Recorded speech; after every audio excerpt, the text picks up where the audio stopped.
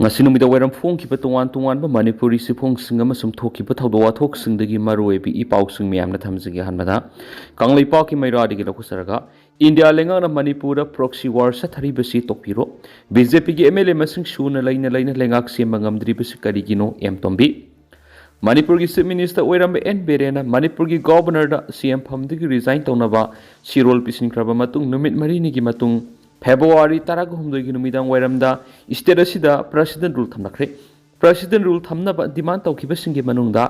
manipur da lairiba koki sing su amani pr thamlakpada koki singna yamna harauna welcome tawkiba loinana celebration tawki haina sibisana manipur unit ki president m tombi na phongdokre wafam asing asi imphal gi babupara da laiba sibisana gi office ta pangtokkiba pawgi mifam amada m tombi na phongdokkibane Magna makatana permission the fungo kibidi Manipura PR Tamnaba Congress Party na demand toki Hausi Manipura PR laklaba matung asida kari oira e habashi miyamna khangbam thui PR manung asida maramdam Manipur kanana bagidamakta songthorakiba khungak pasingna party bu khulaising numit tareni gi manungda bikhalakadabani haina Manipur gi governor na laktokre aroiba matam asi hayeng February kunga tere to oire adubo Manipur thugaina Manipur miyam ki mathakta landarakliba koki singa madi Myanmar gi sanglakliba KNA p singna Sijinariba Khulaising di karama mongna lakhot kadori bano haiki Magna makhatana tampaki khungak pasingna nongai question o haibisina karamba mechanism da tawgadori bano masi Manipur gi governor na mayek singna takpiu miyam na sab saba khudam sangdam guloina thabak tawbiu Koki singdagi su khulai kaya yamna phai haibadu su mayek singna thambiu Congress party na DPR lakpadigi aikoi isai su sing sani thakni khangdama makai siali basi Congress na di nungairamgani Hauzuk Manipur da PR thamlakliba sida Congress party na kari tawgadagi haibadu sibasana na khangba pami hairi Tampaki lalhauba punama aikoi imai pa oiriba center da ningai tawbani English amaga samapan gani fugama pandagi English amaga samapan go humdra gani thoi fawbudi atai state singamanana thamdabagi ningai tawbani India na Manipur bu C class ki thakta thambibadagi English amaga samapan ga humfugo humdoida Assam digi masit lauraga CM kiba Nagaland Meghalaya gumna English amaga samapan ga humfugo humdoida State hut piraga Manipur ni English amaga samapan go humdraga ni thuida state hut pi ba haibasi Manipur bu yamna hantana barat lengak ni yengmani Manipur na India ra tin khiba matamda yana khiba singadu sungpi pi dana minai nai thangi mawong la India na thambadagi lal hauba pokhibani lal hauri bi sa singa si India na Myanmar dagi khunek KNA bi PDF sing nek laga hatnana balanda haliba si miyana loina khangi India na Myanmar da geopolitics tawribasi mangduno China digi India na lam insi ama phawba phangloi India na Manipur da sathariba proxy war tawribasi Kashmir khaidokiba Pakistan na sathariba dugumna tawge khalabadi sibasana na yaroi sibasana na miyam gi tamta thabak tawkigani Manipur gi praja singbu minai nei thangi mawongda hingangano aikoi gi ipaipu singna thamlamba lam puraga India ra sangmani India dagi Manipur nong mahana ningtamba phangkhibani India da tindringai aikoi gi nat culture loan iek amadi constitution leraklaba lamdamni aikoi gi ngamkhai India lengakna yeknaba pibalam nati ipai pusna thamnamani koki amadi Congress na dabi tawba PR haujikti phangli aikoi gi khunga kuisa sing kamdawgadagi haibadu khanbiu tolo phangbasu nati miyamdagi niraga sabani maramadno khunga kusingdagi khulai pikhalaknaba Manipur governor na thaba matam hayeng loiri maramaduna Manipur Democratic Alliance na hayeng governor unana appointment lori maduna governor sabsaba wafam kangnagani masida akib leiti India lengana aikoida proxy war tawbisu tokpiro BJP ga alliance oi haiduna wa amata ngangduna layu haibra masing suna magic number laina lengak sem mangamdri bus karigino BJP gi MLA kunthra gani thuini BJP gi MLA singi mifam phamgani tawramlaga center dagi phamgano hairaklaga kibadagi tokiba karigino phaminadana warisin parpung amroi koki amadi mitai sing phaminadana political talk torga lusingadabani masing amdabasing mafam dugi praja singna mihut oina thagapirakano Manipur mangani ngasi phawbo leader khanba ngamdabadagi Manipur gi hausu oiriba phibam su oibani BJP khaktana tana JDU NPP amadi NPF nasu support tawibani masida leader khanba ngamdabasi ikai ningai ni haiba wapam phongdo khianasu pausta makhatari Amarom dana separate administration haibisi mangna mangra tanba gumni Robin manga Manipur separate administration tan by Simang the Mangra tan Mugumani. India Manung the Masi Tavan Tragana Kaiba Oitoklu Haina, Manipur governor na Yamna Mayek Sang Fundu Raki Haina, Arambai Tingol General Headquarter PR or Robin Mangang Kwerakwamna, Maki social media post Tagalakpa post directly. Post adun hai ngarang Arambai Tingol Lusung Purel Korongan by Yaupa Timamana, Manipur governor go Unaduna Housing Odiba Lamda Masiki Piba Masiki Matanga, Wari Sanakibadu Apapangak to Eki. Arambai Tingol Nasu, Lebak Mang Napakaktori, Miam no Walk Latana Lebi Yuhan Supundoraki, Panbe Abadi, Narang Arambai Tingol, Governor Unaki Baduda, Point Kiayawa, Memorandum Amaspisinki, Pisinkiba, Memorandum Maduda, Maru Oina, Palibu Wapandi, May Hum English and Niga Kungo Hum Duigi Hodon Tolakiba Hana Sunabigi Watu Asiki Waro is Nama Puranaba, Manipur Miam interest Tangai for the Napakadaba, Tabaksing Masakaina Pali. Memorandum adugi matung ina tangai padana miyam ki interest pehekadaba thabak singi manungda border fencing tawba kumza English singa magasamapan yang mathude base year oiduna National Register of Citizenship NRC sanhanba illegals immigrant kudimak Manipurigi maramdamda halankiba suspension of operations su handokpa amadi su violate tawba militant singi mayokta akanba action lawba poppy pambi sing tumna manghanba illegal immigrant singbu scheduled tribe tiki lathokpa Amasu Commission Tribunal Amadi Court na Singmana Arambai Tingol Yauna Village Volunteer Singbu Pabana Tragan legal action Lokot Handaba Singamadi Tamani Makta Sapmanana Satna Hananaba MLRN LRA 1960 Amend Oba Amadi Mitai Maitegi Sidul Tribe Status Amu Hanjin Hangadabani Habu Wapam Sing Yauriansu Powers to Fundurakli Amaramdana RP Athawalegi Youth Delhi Wing Manipur State Siamkri Motle Hainariba Politics Asi Naha Singoxinduna Sengdokpa Matam Oide Mysore Motle Hainariba Politics Asi Naha Sing Yoxinduna Amot Padu Sengdokpi Matam Oide Haina RP Athawalegi National Secretary Meso Thanauzam na Fongdokri Wapamasi New Delhi the liba Taraga Mathoi Shabdazang Rotal Ngarang Pangtokiba RP Athawale Youth Delhi Wing Manipur State Semagi Thoramna Sarugyaduna Wangang Bada, Mahesor Thanauzam Fundokivani. Mana Makatana Hai, Lamdam Sakutpa, Apa Owan Mama Purak, but Apa politics Natragan, Apa politician, Labor Tangai for the Havigi, Wakalon, the Apa Banaha Odiba, politician Kasim got Matoktai. Asan Mirai Naidan Miamgi Tabak Togani, Manipur Owan Apa Tabak Togani, politics Makalama Hodokani Haina, Magna politics Hek Konga Horakadigi Honaduna Lakibani. Masida naha oidiba kiyana RPI Athawalega puna sapminanaba Changlak liba asima anauba maipakpa manaki Mana makata na hai ngasi semliba Delhi Youth Wing asina tawrakpa thabak thoram sing mahakna support tawgani na singna politics ta khongdaba horakliba sisu pungning thogatpaga loinana hanagi motle haina leiramliba politics asida anauba yawolama puraknaba puna hotnamina saiki Nauna semkiba Delhi Youth Wing gi president thawpuna bakhan khraba khumantem Borisna Tauramaduga Madi Lane Wangang Laduna Fundo Kipati, Delhi the Liba Manipuri Masamo and Manipurgi Sako Taurangamadi, Delhi the Liba Manipuri Singi Sako Taurangi Tabuksinda, Party is Sigi Lusing Boy, Mahesor Tanauzongi Makada, Punasaminagani, Loinana, Tungi Apaba Kunagi, the Apabanaha Putopa Haiba Wakalona Sigi Makada, Mag Amadi, Wingashina Awana Tidana, Hotnagani Hanis Pundoki. RP Athawale Manipur State ki Masam oina sem ki Delhi Youth Wing adugi thaupunaba khankiba sing adudi President oina Khumantem Boris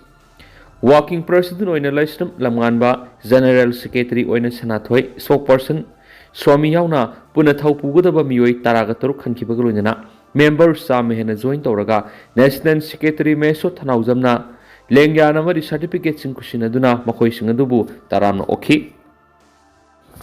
Amaromdana Manipur Miam Kangen Pam Yorba Matamasida Pam Munabagi Madi Yubi Lapi Sanabigi Matamnati Saisandra Hawkiba Sahi English Singaniga Kungo Humdogi Me Humdigi Hona Manipur Tokli Lana Sinamaram Oidun Manipur Miam Kamtiana War of Kangen Pam Yorba Matamasida Langaloi Odiva Emily Singna Pam Munabigi Matamamadi Yubi Lapi Sanabigi Matamnati Havasi Miangi Mute Odibi Singna Kangbiu Kariguma Manipur Kangkong Saira Badi Madugi Texak Puma Miangi Mute Odibi Singna Pugatavan Haina Justice Committee on Anglo Manipur War 1891 Martyrs and Freedom Fighters of Kanglipak Manipur Gi Chairman Jaisandra 1000 Fongdokre Wapamasi Manipur Lenga Social Welfare Department Samnaduna Manipur in collaboration with Composite Regional Center for Skill Development, Rehabilitation and Empowerment of Persons with Disabilities CRCSRE Tagyal Imphal amadi Justice Committee on Anglo-Manipur War 1891 Martyrs and Freedom Fighter of Kangleipak Manipur sinduna sai humfugi mathakta leiraba maru oina ahal laman singi tangai fadana sangdaba yadraba polam singadu masada phanganaba program amangasi akonthauza mamang laikai pangthokiba assessment camp for identification and distribution ki thauramga mari leinana wa ngangladuna saichandra kondauzamna phongdokhibani mana makhatana phongdokhibada ngasi manipur thukliba watho asina maram moiraga misimina kya thokre mi kya mangkre relief camp da mi lising khumfugi mathakta leiri masigi mathakta manipur gi tungi yombi ohewgadori banha sing mai masing tampam khangdana leiri setmilon da angak paphangna soksili nongmara sangdraba yadraba sana thaknabiki polam singi mamal atia pakna wangli national highway singda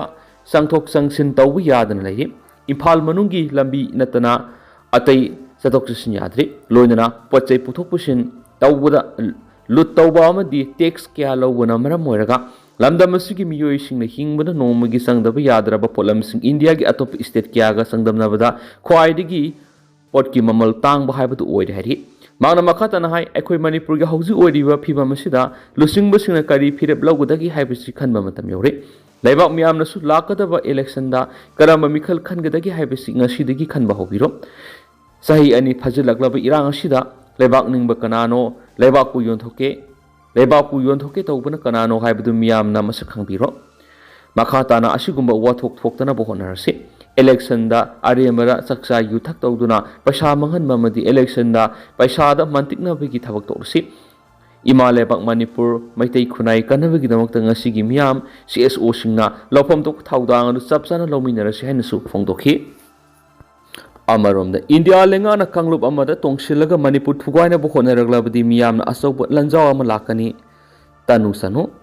India Lengana Kanglup Amada Tongsilaga Manipur Tuguana Bohona Raglabadi Miam Asoba Lanzawa Muswedna Tokani Haina Manipur Youth and Student Unions MYS Yugi President Tanu Sanuna Fongdokrip Wapamasingasi Manipur Press Cup ki Sangai Holder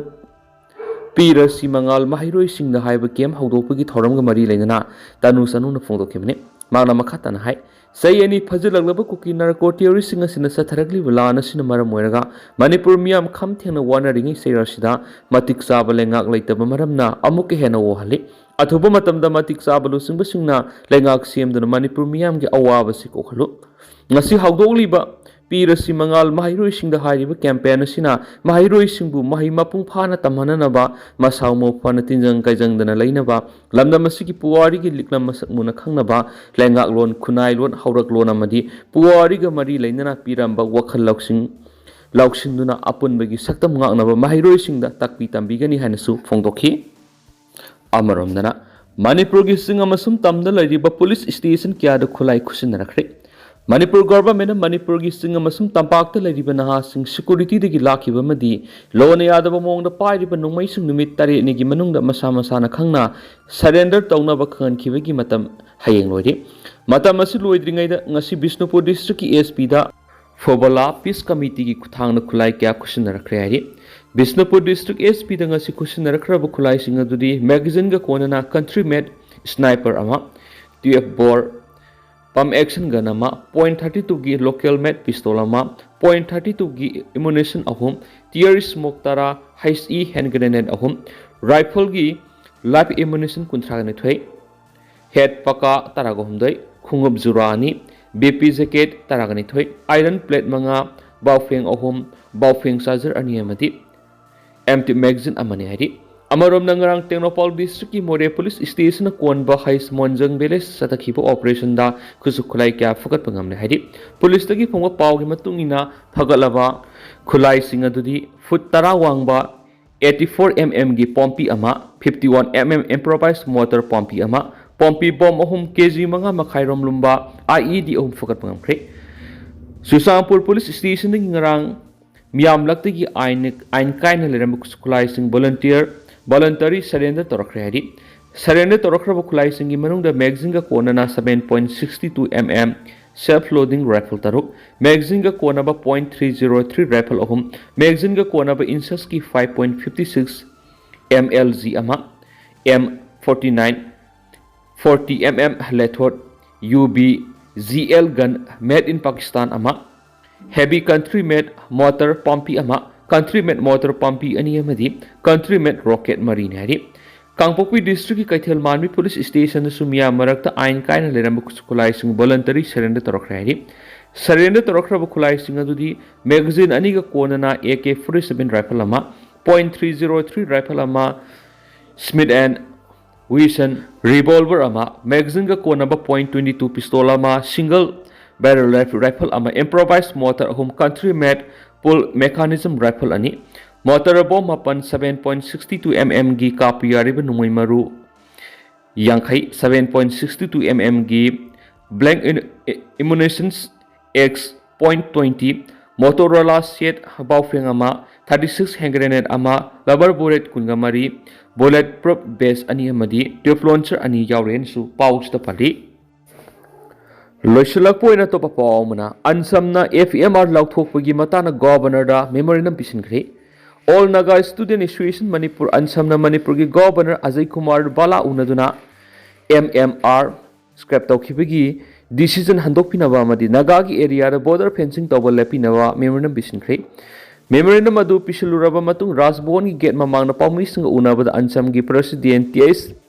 angte sakmaring na pawmi singhai ngasi pisiliba memorandum asi kanagumba community amati ki mayukta nati indigenous Naga singi right tanjabani